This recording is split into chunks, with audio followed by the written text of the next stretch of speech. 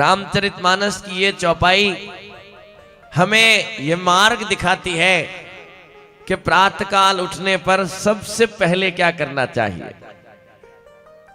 और तो और आप सबने तो अपने जीवन में इसको किया है, ये संस्कार अपने घर से लिए हैं, पर इस बदलती संस्कृति में ये संस्कार हमारे लिए बहुत जरूरी है। रामचरितमानस में कहा,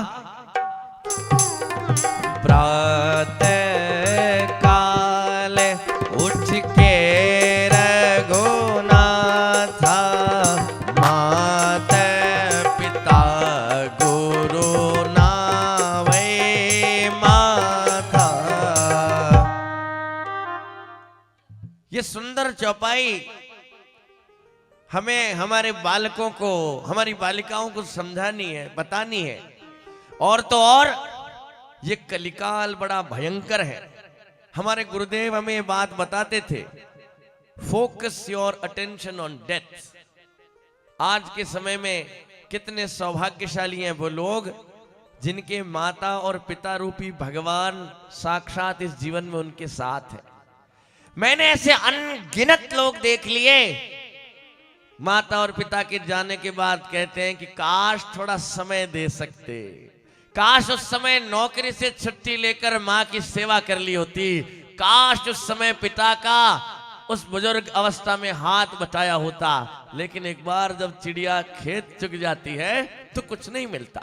इसलिए क्या करें, बाल्यकाल से उन्हें संस्कार दें कि और तो और सबसे पहले उठकर प्रातःकाल उठ के रघुनाथा।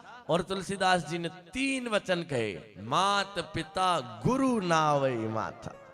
इस चौपाई को जब हमारे बालक गाएंगे तो उन्हें माता पिता और गुरु की भूमिका समझ आएगी। हमारे शास्त्र तो कहते ही हैं, मातृ देवो भव, पितृ देवो भव, आचार्य देवो भव। ये 3 पंक्तियां हमारे शास्त्र उद्घोष करते हैं, जिसको सरलतम व्याख्या के रूप में तुलसीदास जी ने कहा। और मेरा ये मानना है कि हमारे बालकों में संस्कार की बेल यहीं से फलित होनी शुरू हो जाएगी, जब वो सुबह उठकर अपने माता पिता और गुरुजनों के चरणों को स्पर्श करेंगे।